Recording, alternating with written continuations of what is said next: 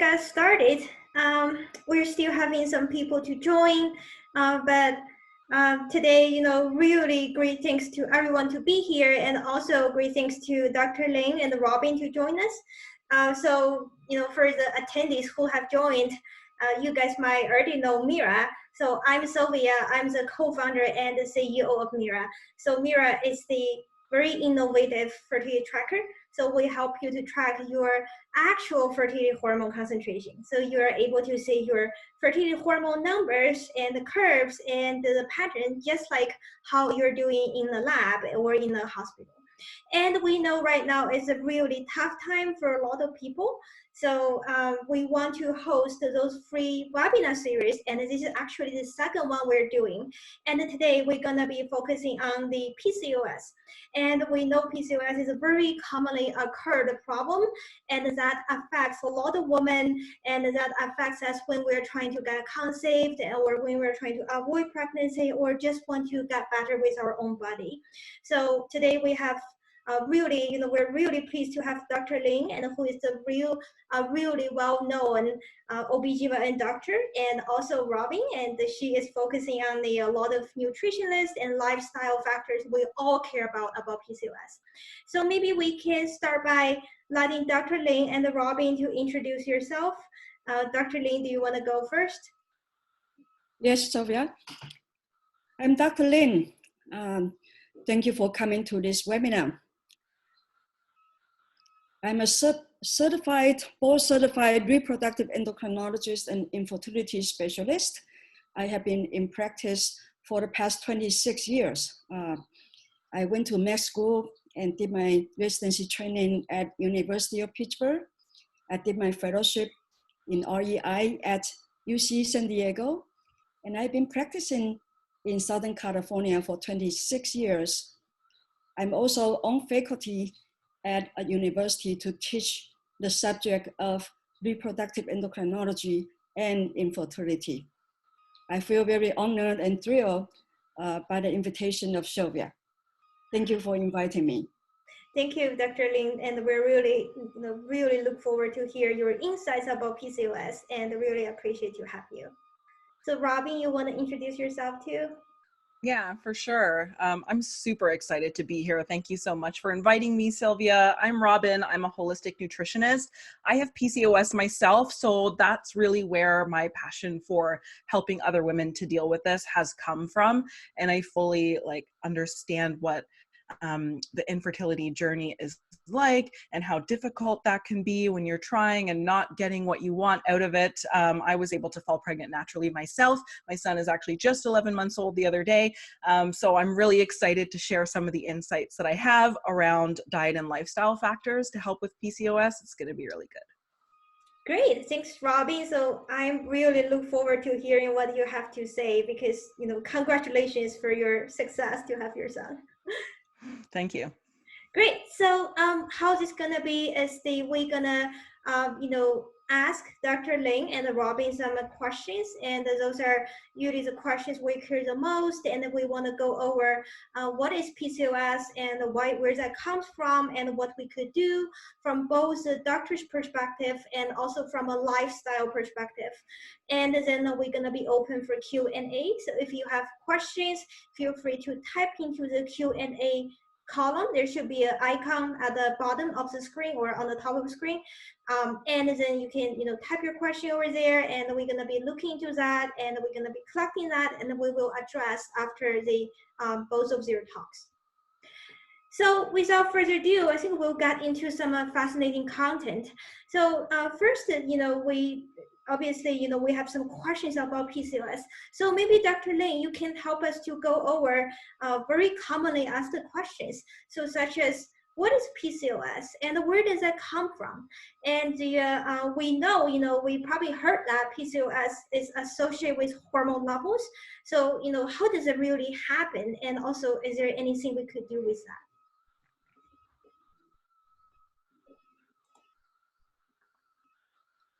Okay, let's go ahead.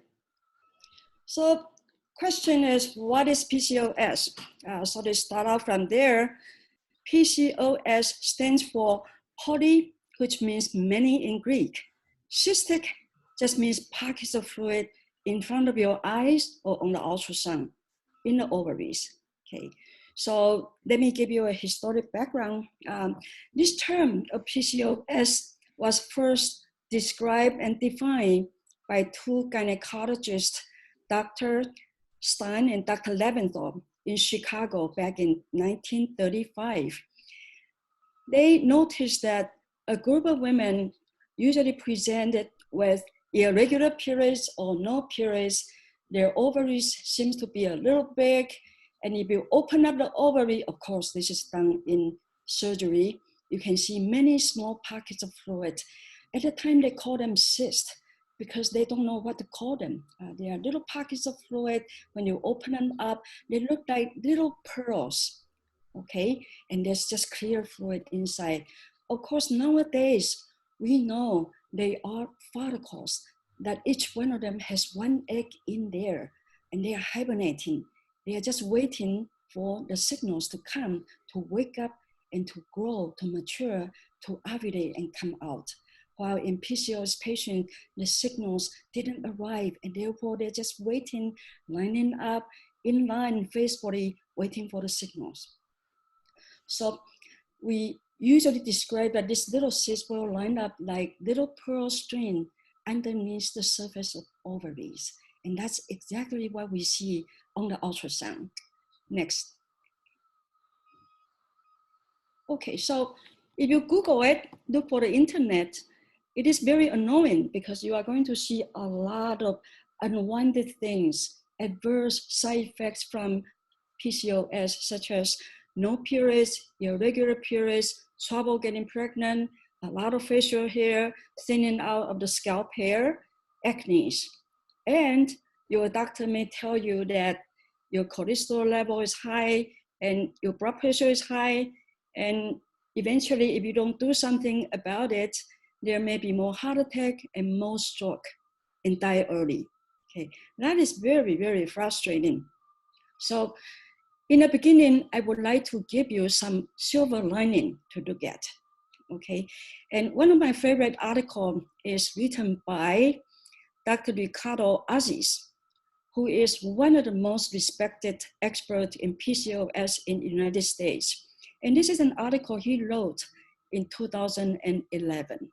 Right? So what he says is that PCOS is probably an ancient entity that have persisted through 10,000 years at least, since the onset of Neolithic culture. Now, back in those days, as you may remember, we humans were hunters, but the other animals that are bigger than us are also hunters, and they hunt on us. So the ones that survive will be the ones that run the fastest, right? So first it will be men because they have more muscles, longer legs. So they'll run, they'll climb the tree, hiding in the cave. But how about women? Smaller, weaker, maybe menstruating. Oh, that's worse because the menstrual blood will be laying on the floor, leave a track for the animals to follow you. And you climb up the tree, hey, they see you right on the tree because they can smell the blood. Also, what if she's pregnant? She's not gonna run fast enough, right? Or she is carrying a little one, that's even worse. So easily a woman who menstruates, who's pregnant, who has little ones will become thinner. And that's something to avoid. So if you look at PCOS patients, they usually has a little bit more muscle because they make a little bit more male hormones. They don't usually menstruate, therefore when they run, they don't leave a track of blood. And they don't get pregnant easily, therefore they can go faster, go for their life. So there is an advantage in the evolution, so that they also have the best advantage, which is when they don't bear a lot of babies, they don't give birth a lot, and therefore they don't die from childbirth. One thing we may not remember in modern world is that childbirth was actually the #1 cause of death in young women, even at the turn of 19th century. And remember that is one big cause of death.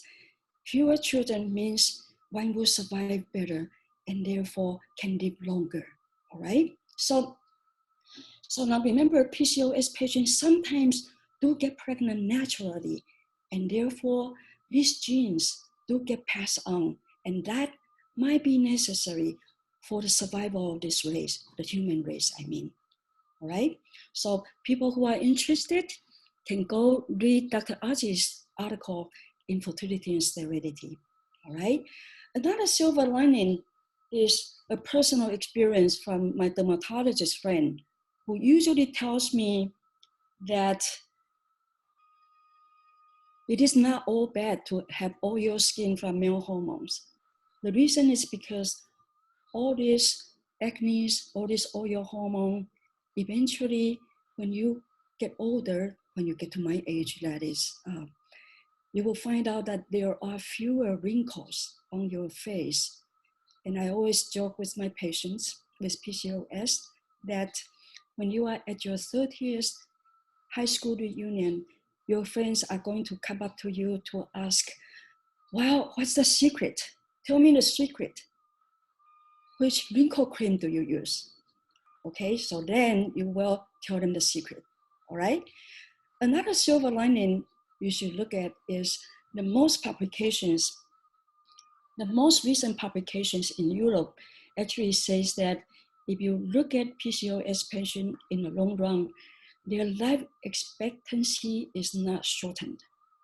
And therefore, they will live just as long as other patients who have regular periods. Okay, Sylvia. So let's go back to the ovaries. Okay, so remember these ovaries, these little cysts, are usually follicles that had eggs in hibernation. That's their resting state. They do not get big, they do not burst, and they usually do not hurt. So if your doctor gives you a diagnosis of PCOS, this does not mean that you have a lot of cysts in your abdomen and they are about to burst anytime. No, they don't. Okay, most of the time, all right? Now, why is that? Because of hormonal imbalance. Let's go to this key point now, okay?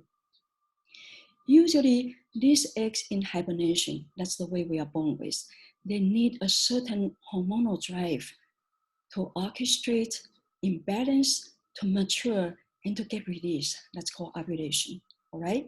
So therefore, fertility is reduced because of short or lack of ovulation. And this is why the periods are not coming regularly, all right? Now, in most patients, it does not happen, but about 1 out of 3 of the time, or 1 out of 3 of the patients, they do ovulate. And therefore, if you do not intend to get pregnant, remember PCOS is not a contraception. You still need some protection, some contraception if you are not ready to get pregnant. Okay, go ahead. All right, so about 6 to 9% of the population in the world have PCOS. Okay, we know that the clusters of incidence is probably around the Mediterranean regions and also in the American Indians and the Hispanics. They are closer to the 9 to 10%, while in Asians, Caucasians, and African descent, probably closer to 6%, okay? Now, how do physicians make the diagnosis of PCOS? Okay, there are a lot of features people are looking for, like irregular period, hair growth, not getting pregnant, trouble getting pregnant, weight issues, cholesterol issues. But most people go by, among all the criteria that are being used, the most popular one, including this one, is the Rotterdam Consensus Criteria, published in 2003. In this meeting, people agree that we are going to take 2 out of the 3 criteria are required to make the diagnosis of PCOS. So what are the 3 criteria that we use? Number 1 is no periods or irregular periods. Okay. Number 2 is a higher level of male hormone, which is testosterone, or excess facial hair. You do not need to grow a mustache or a beard to be qualified for this. Just a little bit more facial hair will qualify for that. And the number 3, which is what the Europeans like, is they say, well, if you want to call it PCOS, you have to see them on ultrasound to see this ultrasound appearance of the pearl strings, the many little follicles underneath the surface of the ovary. Okay. So 2 out of the 3 criteria are required for making that diagnosis according to the Rotterdam's consensus criteria. Go ahead. All right, so this is a very complicated slide, but I want to try to make it a little bit easier. So to menstruate, to ovulate, we are relying on a key spot in the brain, which is called hypothalamus. And literally, we call it a clock, which is located in the bottom of the brain, which is called hypothalamus, okay? And it will release a hormone that's called GnRH. Don't worry about this big name, okay?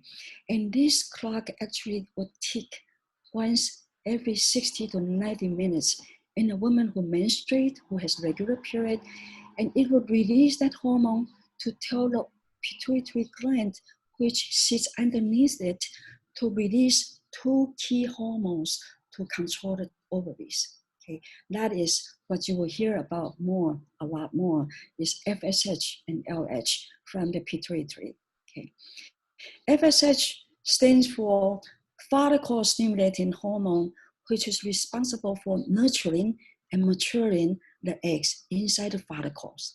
Okay, while the other hormone, LH from the pituitary, is in charge of making hormones by the ovaries. Okay, the 2 key hormones by the ovary are estrogen and testosterone.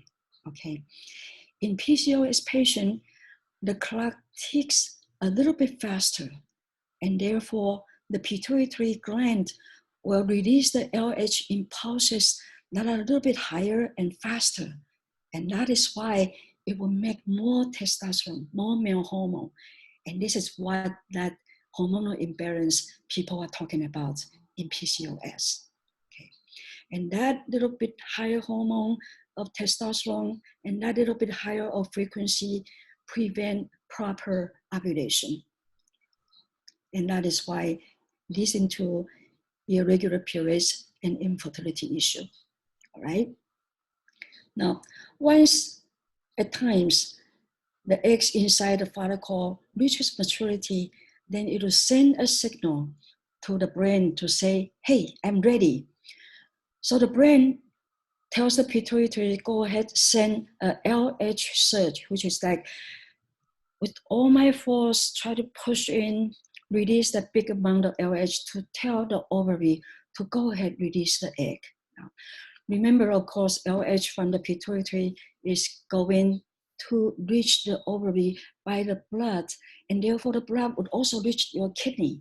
And that is why smart people like Sylvia's group, they would detect the hormones in the urine to tell you when the LH surge is going to be and how much estrogen is being made.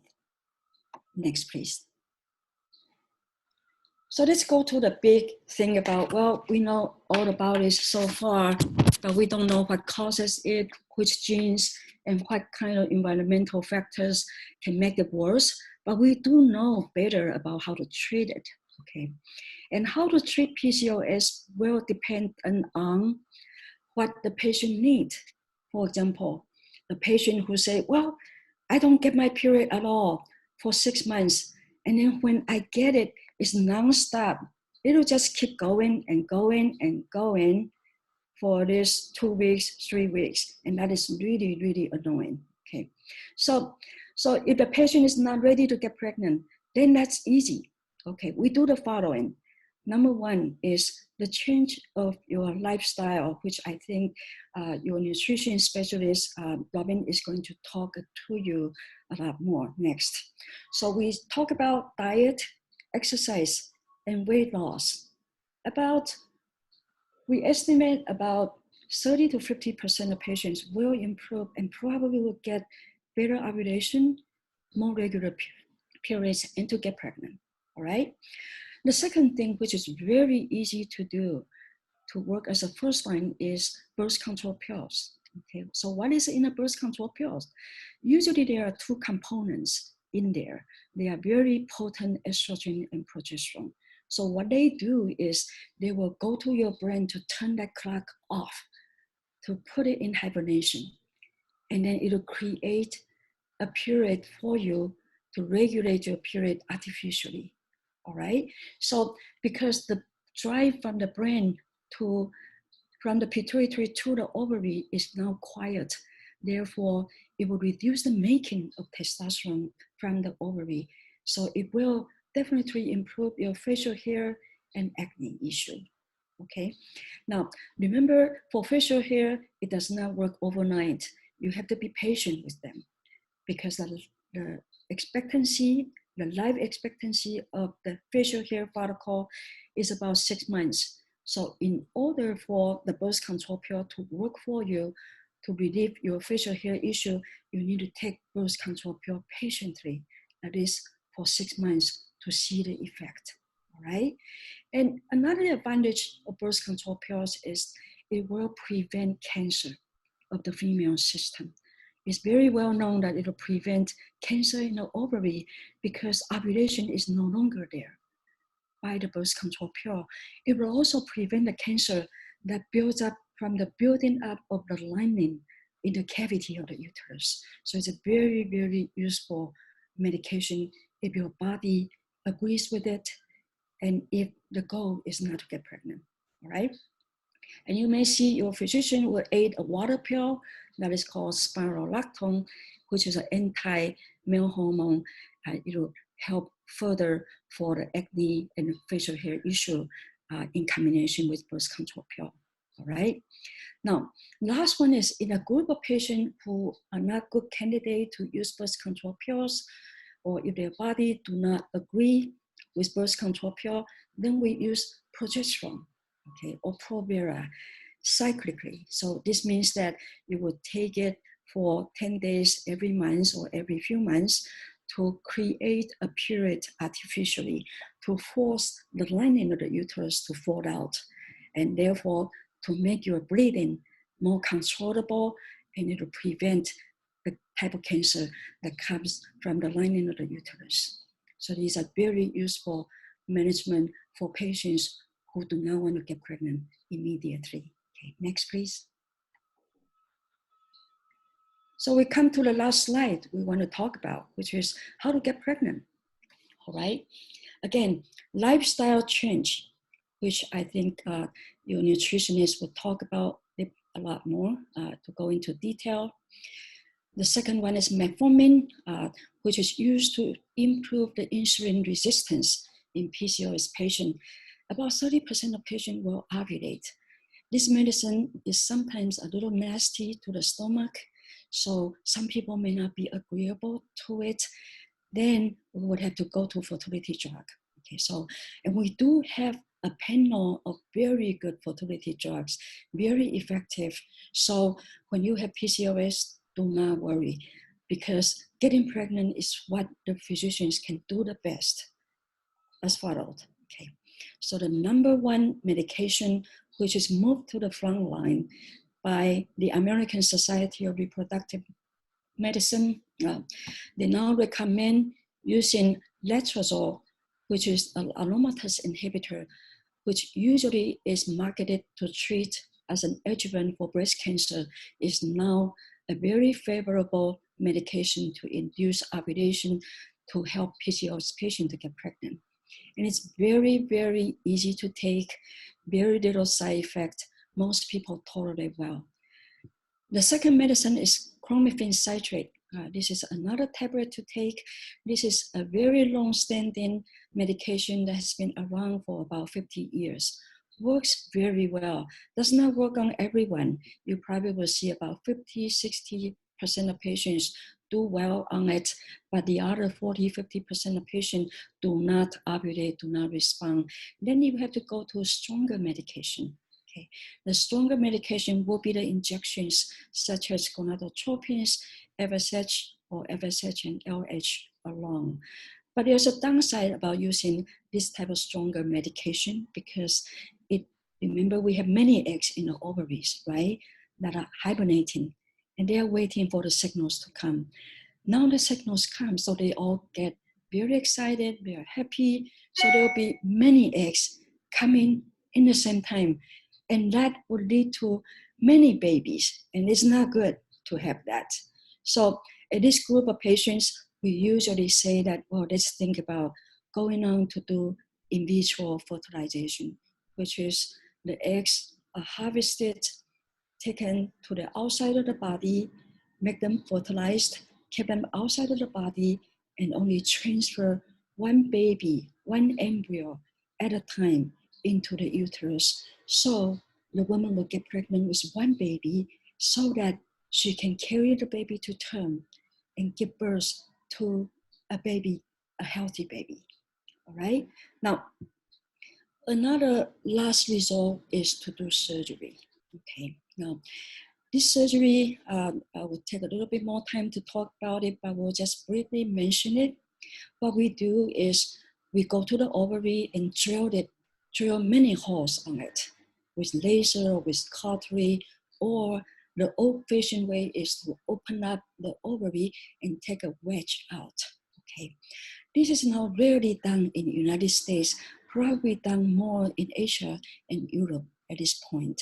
So most people actually will be pregnant if they try it out this following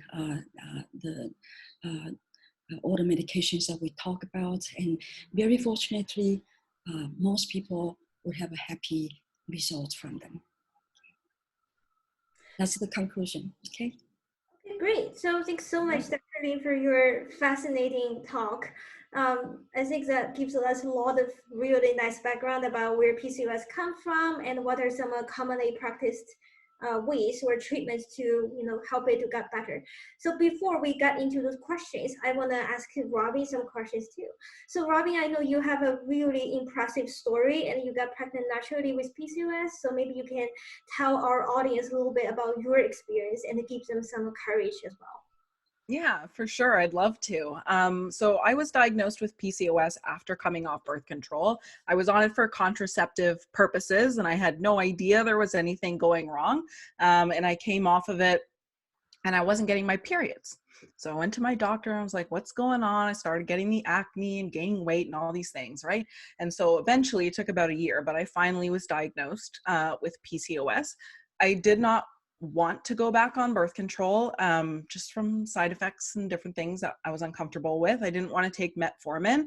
And so being a nutritionist, I just really wanted to see what I could make happen naturally. And so I did a lot of different things with my diets. I chose certain supplements to help support myself, and kind of slowly my weight went back to a level that I was comfortable with. My skin cleared up, and my periods that were only coming every 3 to 4 months started coming every 30 days, give or take. And so that was really exciting for me. And then back in September 2018, I fell pregnant naturally. I actually was not actively trying at the time, but we were not avoiding either. So it was a very welcome surprise and we were super excited about it.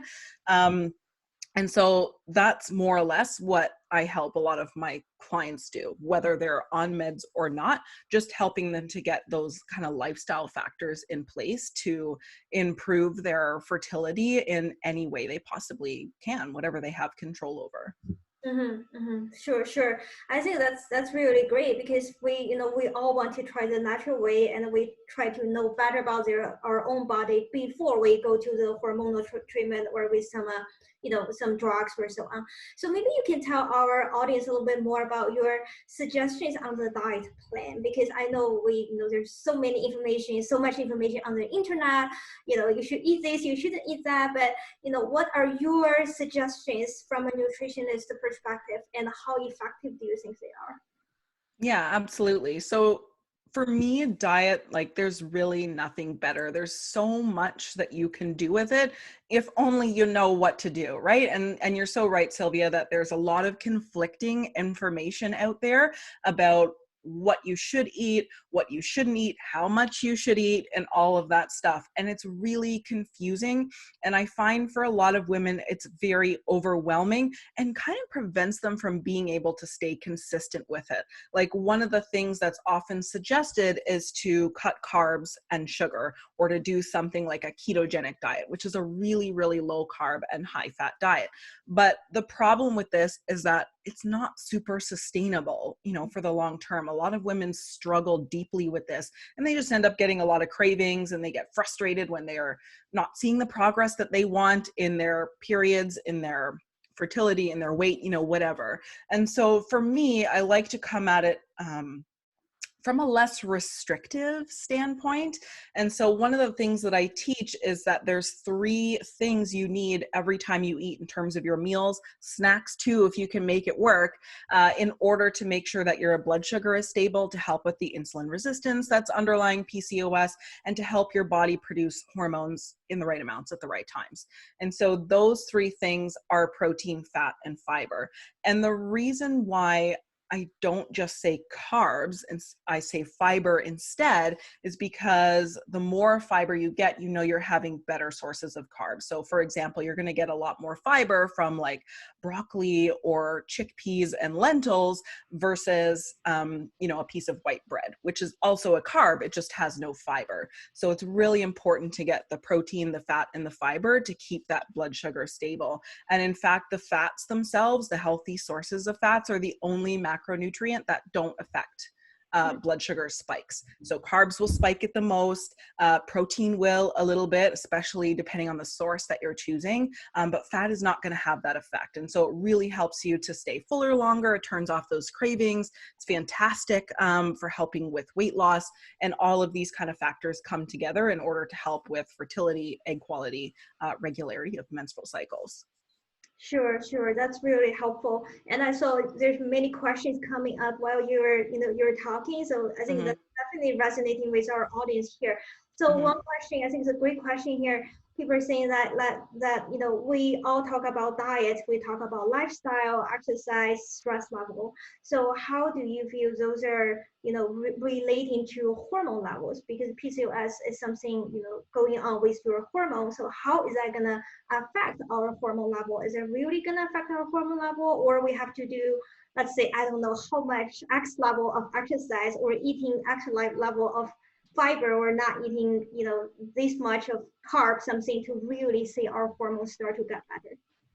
Yeah, absolutely. So what we eat and how, more or less, how we live our life is going to affect our hormones. And if you're not giving your body the, building blocks or ingredients that it needs to make hormones, to keep blood sugar stable, to prevent your body from being in a state of stress all the time. And women with PCOS tend to have a little bit more cortisol issues as it is. By using these foods, you can really help to balance and even those things out. So like we were talking about the fats before, this is really important to keep the blood sugar stable so that communication with the ovaries is flowing on nicely, and you're going to ovulate, not overproduce the testosterone. It's really important. And it does not come down to counting carbs. Getting enough fiber is a much easier way to focus on that than, entering everything into an app and trying to make sure that you're staying under, 20 or 30 grams of carbs, or whatever the keto standard is these days. So it's really important to do that.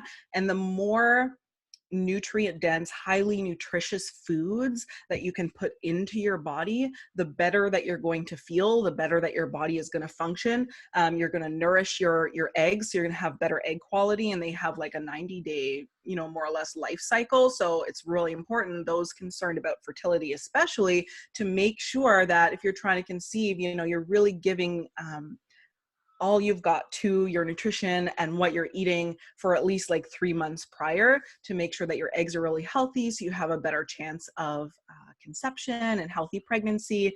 And I know you mentioned a little bit about exercise, so I'll just touch on that really briefly. This is also extremely helpful. And I get a lot of questions as to like, what kind of exercise is best. I'm doing, the exercise I read about on the internet, why is this not making any difference in my weight or in my cycles? And so it really depends on your own individual body. Like, one of the standards that you might read about is doing high intensity interval training for exercise. And this is really helpful for blood sugar levels. It's helpful for regulating cycles.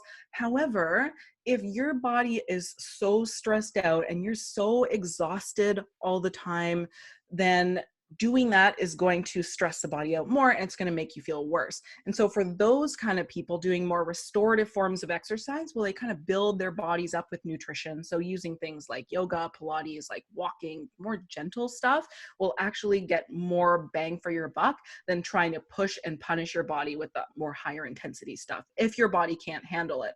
And kind of one good rule of thumb is, if you do a high intensity workout like that and you feel just exhausted after, if you're starving after and you're like binging at night after you're having this, after doing those workouts, if you're excessively sore for days, if you need to nap after, like, these are all kind of blaring red lights that your body's saying, hey, this is way too much.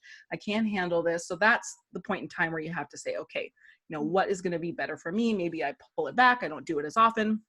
I try more restorative forms of exercise, gentler, lower impact forms of exercise, and then you'll be able to see better results. And this is one of the things that I went through with myself. After I was diagnosed, I was really struggling. I was tired all the time, and pushing myself to do the workouts, the hard workouts, actually made my cycles longer. When I focused simply on walking every day and doing like 15, 20 minutes of yoga at home for a few times a week, that's actually when my cycle started coming down and regulating. So it's really important to kind of listen to your body versus just doing what you think is, quote unquote, right according to the internet. That's really definitely so helpful. So another really interesting thing, I think people are really asking right now is like about supplements. So we have conflicting understanding of the supplements as well. Some people are like, oh, it's definitely going to be helpful to your body, especially if you're trying to conceive or recover or getting better from PCOS. And there are other studies saying like, oh, supplements not really helpful. Their study never had the data to show, oh, is this going to change your body or so on. So what's your suggestions to our audience? I think it's important to do your research on your supplements, or work with someone who can help recommend the proper supplements for you, because you can end up putting a lot of money down the drain if you're getting something that's not supporting an imbalance that you have, right? And so if you take that supplement and you're taking it for 2-3 months and you're seeing no difference, then it's probably not the right one for you. I did this a lot too. I was working in a health food store when I was first diagnosed, so access to supplements was everywhere, and I took everything under the sun and combined it all together, and I got nowhere with that. So the simpler that you can get with supplements, the fewer that you can take, but the more targeted they are to your imbalances. So like, let's say you go to your physician and they do some blood work and you see, oh, I've got high testosterone, so maybe something to help with that. Or if you've got the insulin resistance going on, then using something like inositol, which is a super popular one for women with PCOS, might be a better option than just choosing some random multivitamin off the shelf, for example. That sounds great. And I think another really commonly asked question is like, how do we know, or how long do we have to keep doing this to get better? I think that's actually a general question for anything that's more like a chronic problem, or like we have to work on that, right? Even let's say we're trying to lose weight, but how do we know, how much exercise is enough? And how do we know, okay, maybe I've been trying to eat really healthily for like 3 months already, And am I really getting better? And I can test for my blood for sure going into a hospital, but maybe the result is not that much different than before. So basically, how should we manage ourselves? How should we manage our own expectation? Should we keep doing this, or how do we know if the time is working or not working, or we need to look for some advice from people like you? For sure. So there's a little bit of research out there about this. There was one study done in 2010. It was 343 women with PCOS. They tested, this is for pregnancy. They tested diet and lifestyle alone. They tested metformin alone, Clomid alone, and then metformin and Clomid together. It was over a 4-month period of time. And the pregnancy rates for those with diet and lifestyle alone were higher than those taking any variation of the medications that were tested. And this is 4 months, right? So at least kind of that long. However, cycles and weight tend to be one of the last things that you might notice changing in your body when you're making these changes. This is something I see clinically all the time. So some of the things to kind of take note of, to be like, hey, you know what, things are changing a little bit, is that your energy might be better. You're sleeping better. Your moods are more stable. Those are the 3 things that I see most often. They change the quickest. And in fact, those things can change if you're on the right track within a matter of a couple of weeks at most, sometimes just a couple of days, depending on the person. So notice those little victories. Like, what are the little things? Is your skin starting to clear up a little bit? You have that more energy. You're not feeling as bloated, like all of those kind of other little symptoms. Then you know that things are moving in the right direction, and likely your weight and your periods will follow. However, consistency is 100% required when it comes to diet and lifestyle stuff. You can't do a short-term diet for like 2 weeks or 4 weeks and expect everything to go away and just go back to the way that you were eating or living before. It doesn't work that way. And it does require the patience. It's not quite the same as like if we take an Advil for a headache and the pain's gone in an hour. If only, right? If only we could make that happen, but it just doesn't work that way. So commit to yourself, be consistent with it for at least a few months, right? 3 to 4 months, like that study was, in order to really see what is going to happen if you're on the right track for your weight or your cycles and fertility in particular. However, one little caveat is that if you're in this process and you start to feel worse, then whatever you're doing is probably not right for your body. That's true. That's true. So I think in the process, listen to your own body is really important. That's actually what Mira is trying to do as well. So just to add a little bit on top of both of what you're saying, PCOS is associated with a hormone problem, and many people with PCOS, they have elevated LH level, so the luteinizing hormone is a little bit higher, and that will trigger some other problem like downstream other hormone level become imbalances or so on. So by tracking your own hormone level, and you should have a better understanding of how your body works. So even you're not really ovulating or getting pregnant as a cycle, but at least you have that insights. I think where we really should go, as the fintech company, like what we're doing, or as a fertility industry overall, I think we should move more towards like knowing the whole thing instead of just, oh, here, let me test for ovulation, let me eat this food, not eating that food. It's not like that, because everything is connected. As Robin said, you have to really know what's going on as a whole. Maybe you get more exercise, you eat more healthily, and your body overall gets better, and you have better insights about what's happening with your body, and that will make you to have much better control about what's going on, and that will eventually help you to achieve your goal easier. Great. So yeah, I think that's a great, fascinating discussion. So I have seen a lot of very interesting questions that in our the Q&A session. So maybe the first question is for Dr. Ling. So a lot of people asking about the fertility drug or PCOS drug.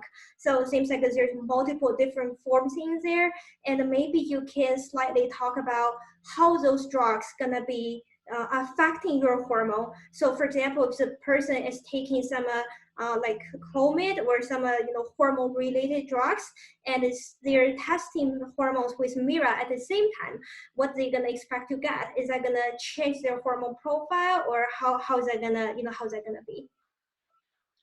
Okay, well, to get back to your question, so the three types of three types of medications. The aromatase inhibitors, such as letrozole, it works by blocking off, kind of working against estrogen. Now, remember, estrogen is a negative inhibitor to the brain, to the hypothalamus and pituitary. So when you take a medicine to work against estrogen, then it will take away the inhibition, and therefore supposedly you will get a bigger or stronger drive from the hypothalamus and the pituitary. And people think that's probably how it works. But exactly how it really works, does it really work that way? No one really knows. So that's a good question, okay? So now for the gonadotropins, the FSH and LH, basically this is very similar to when you are driving a car. So you feed the car more gasoline, and therefore it goes faster. And that's how the principle is. The FSH and LH in higher amount to go to the ovary to stimulate them. And therefore they will go faster. There will be more eggs growing, and the eggs will be growing faster. All right. So those are the principle and probably the mechanism that how this fertility drug works. So now you probably won't really see a big change on your home device, such as Myra, on the hormonal profile, but you will see a little bit of dynamic changes, such as estrogen. Okay, now if you look at this picture, the estrogen from the baseline, when the eggs are acquired and they start to grow, they will produce a little bit more estrogen. Then when the eggs are maturing, it will reach to a level of 200 to 300 picogram per ml per egg. So it will trigger that positive feedback on the pituitary, and there will be a LH surge come out to release the egg. All right, so this is the dynamics you want to see. The estrogen is increasing. But if it doesn't increase on your kid, don't worry. As soon as it happens, it could be a very short-term effect. You may not be able to detect it. But what you will want to do is really to detect this LH surge. And that is a very strong signal that should not be missed. After the ovulation, you will see the progesterone, which is before the ovulation, almost not detectable. After the ovulation, the space within the follicle, they will start to release progesterone to program the cavity, the lining of the uterus, to prepare for implantation. So by day 7 after the ovulation, you will see the progesterone peak, all right? And hopefully there's an embryo there that is attaching to the cavity of the uterus. Now, if there is a pregnancy, then you will see the progesterone keep going up. The estrogen also keeps going up. Okay, that's when you know. But if there's no pregnancy, then you will see both. Most importantly is really the progesterone. You'll see the progesterone level goes down if there's no implantation, no pregnancy. Okay. Sounds good. Thank you, Dr. Lin, for that. So I just want to add on top of that. So we actually, we have many users out there, and we have seen some really interesting profile for people with the PCOS. So usually there are a few kinds. One kind is like you don't ovulate. So if that's the case, you will almost see no LH surge. We did have a customer like this, and she tested almost every other day for 3 months, and she didn't have any ovulation. And she took this data to a doctor, and her doctor found her she actually has PCOS. So it's something good to know about yourself, about your body, and then you define reality. Say, okay, this is what's going on, and then we can go from there. And other kinds of hormone profile we usually find is like people have multiple surge. some people have a, for a regular LH hormone level, and usually you have one surge, and this is where ovulation usually happens. But people with PCOS, they can have multiple hormone surges, and they can have elongated hormone surges, and many people have elevated LH baseline. That means the baseline is already much higher than the what regular people will have. And this is the main reason sometimes if we use OPK, and we are unlikely detecting the true ovulation, because you will have positive all the time, but you're not ovulating all the time. So that's very important to know. And if your PCOS condition is getting better, and if you're ovulating, you tend to have the real surge. You will see your hormone will go even higher than your baseline, and that's usually the case. The ovulation is trying to happen. Not guaranteed it will actually happen, but this is time you want to capture to try, because the egg could be released by that time. So, again, the hormone is very important, and that will help us to, understand what's going on in our body. So another relate to that, another question I've seen from the audience, very interesting to Robin, is like, some people are asking about the obesity. We know some people with PCOS, they're having, they're obese, and they may have some high insulin level or something like that. But there are other percentages they're not really obese. So people who doesn't have this problem, is the exercise or diet going onto a diet actually going to help, or how is this going to help? Yeah, absolutely. So diet is still important regardless. And when I say diet, I really just mean like what you eat, not in terms of like a weight loss diet. So it's really important to monitor what you're eating. Those with the lean PCOS, they may not have the same level of insulin resistance issues that women who are overweight have. And so they might have other things underlying their issues with fertility and cycles and their symptoms. And two of those things tend to be adrenal issues. So they might have higher levels of like DHEA sulfate and also inflammation. So those are two things to kind of look at, and both can be addressed with diet, with exercise, with supplementation as well. It's just a little bit different than excuse me, what we consider like the traditional PCOS presentation, which is like overweight and insulin resistant. So it's a little bit different here, but exercise still needs to be done, and choosing the correct foods for you and your body is also really important.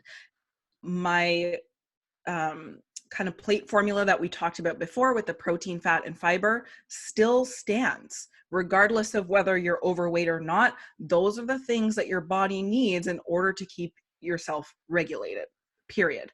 You just might be choosing slightly different foods if you are inflamed and you're lean with PCOS rather than overweight and insulin resistant. Does that make sense? Yeah, that's definitely really helpful. So we saw another question, very interesting. So this question might be for Dr. Lin. Sorry, we only have a few minutes left, so I try to answer as many questions as possible from the audience. So Dr. Lin, one question is like, someone is asking that if we have PCOS, right? How is estrogen going to come into play? I know you already explained this a little bit about what estrogen going to do, but people with PCOS, what kind of estrogen pattern they going to say, or how is the estrogen level going to tell them some information? Okay, good question. For estrogen, most PCOS patients tend to run slightly higher than patients who have regular periods. So because remember, these are eggs, and there are many eggs there, they produce a little bit of estrogen. Also, you tend to get a little bit more estrogen from a peripheral conversion if there's obesity involved. So tend to see a little bit kind of steady level of estrogen.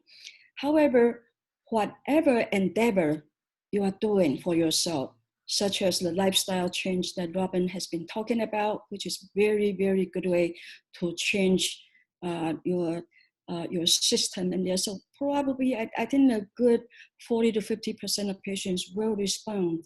So you will start to see the estrogen level, maybe there's a dynamic change. So either going up or going down. Most likely it will go up.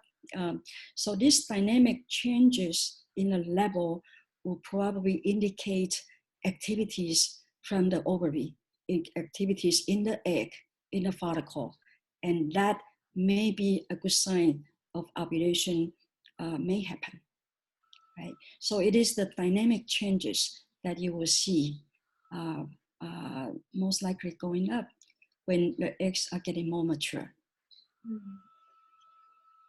I see, I see. So estrogen is quite important too, especially we need to understand where the estrogen level will be. So this is probably going to make a difference between the PCOS, people with PCOS and people not with PCOS, if there's a difference. So that's great. So another of our users asking that, so unfortunately, many people with PCOS has other conditions. So, you know, this girl has the PCOS, not only PCOS, but also, you know, just came out from a chemo and radiation and or so on. So we have seen, you know, from our users, we have seen this situation as well. People with PCOS, sometimes related or not related, they have endometriosis or something like that. So Robin, if you have a patient like in this kind of situation, do you still give them the same suggestions about you know, they need to exercise more, they need to control their diet, or you have a different suggestion for them because their body might be a little bit weaker, immune system might be a little bit weaker, do they really need to restrict that much on their diet? That is a fantastic question. The majority of the women with PCOS that I work with have something else going on. Thyroid issues, endometriosis being probably the two main ones. I myself have thyroid issues, so I'm no stranger to dealing with this. Diet is still a factor 100%, but when you have other conditions, it will change how you go about this. So for example, someone with endometriosis and PCOS may not be able to handle exercise almost at all because it might cause flare-ups in their pain that can last days and days and days and days. So again, it's really like when you do something, when you eat something, when you try an exercise, when you take a supplement, is it making you feel better or is it making you feel worse? My philosophy is always not to punish the body, but rather to support it and add in as much good stuff, food, exercise, supplements, etc., as we can to support the body. And so what you're choosing will differ based on the other conditions that you have in addition to this. So for example, women with endometriosis as well as PCOS may need to consider supporting inflammation in their immune system with foods, supplements, etc., more than someone with just PCOS itself, because endometriosis is a condition that affects levels of inflammation and how our immune system is working and functioning with our body. So it's something that needs to be considered, but it's not a reason not to do the lifestyle factors. Understood. So really listen to your body is the most important thing. Mm-hmm. Great. So I think there has been a great conversation. So before we finish, maybe Robin and Dr. Lane, you can give our audience some piece of advices, especially during the COVID-19 outbreak, and many of them are not able to access the fertility treatment at this moment. So and then they're staying at home, they may be Googling online for something, maybe they're testing hormones with Mira. So maybe we'll start with Robin. Like what kind of advice do you have for our audience and also where people can find you? Yeah, for sure. So my advice is, the same theme that we've been running on. Learn to listen to your body. And if up until this point you've had a history of like a poor relationship with food, lots of dieting and going back and binging and back and forth and weight gain and loss and this kind of yo-yo effect, it's time to think about how you can make what you're doing with your foods, what you're eating, what you're taking for your supplements, how you're living your life consistent. That is the biggest factor with your success. If you are not consistent, you will not see the results you want, period. So what does that look like in your life? How can you shift what you're eating not necessarily restrict, right? Because I'm always talking about add more nutrition, add more nutrient dense food, add more veggies, add more fiber, proteins, fats, etc., right? Instead of just saying, oh, don't eat this, don't eat that, right? So make sure that you're giving lots and lots of good stuff to your body every single day in order to have the best chances at reversing symptoms and becoming pregnant if that's one of your goals.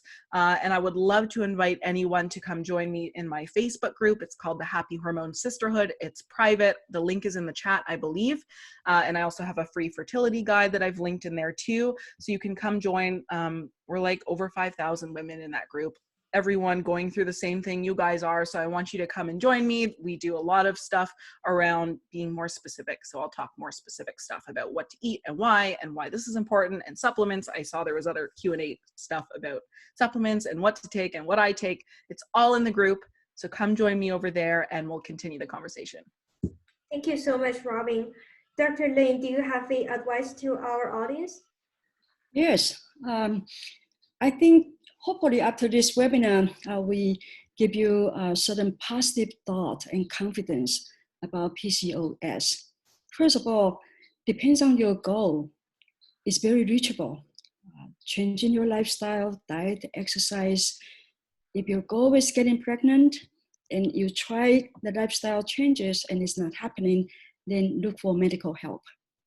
Now, sometimes we women tend to blame it on ourselves that it's my fault, but reality is half of the time it is still a male issue. So if you, after you do everything you could and you are ovulating on your own and it's not happening, go to the physician, have your husband checked, and that will make a complete workup for you. Now, the good thing is that to get pregnant with PCOS is very, very likely and very possible. So never let it get into your way of building a family when you are ready to. You can do it. Thank you, Dr. Lin. So to our audience, we really appreciate you guys to be here today. We hope this is helpful to you. So as you already heard from those two experts, I think listen to your body is really important, and that's where we will start, and pay attention to your hormone level, pay attention to your diet and lifestyle. This is exactly what Mira is trying to help as well. You know, we try to give you the most accurate possible test results you could achieve at home. Even you're not able to access a fertility treatment at this moment, even your doctor probably has really limited time to explain about what's going on with you, or you can only go to for the blood drawing twice a month or 3 times a month. Mira is trying to fill this gap. And if you have any questions about your hormone profile and you don't understand what's going on, and feel free to contact us at the support@miracare.com. So we do have medical expert to help you to look into your data.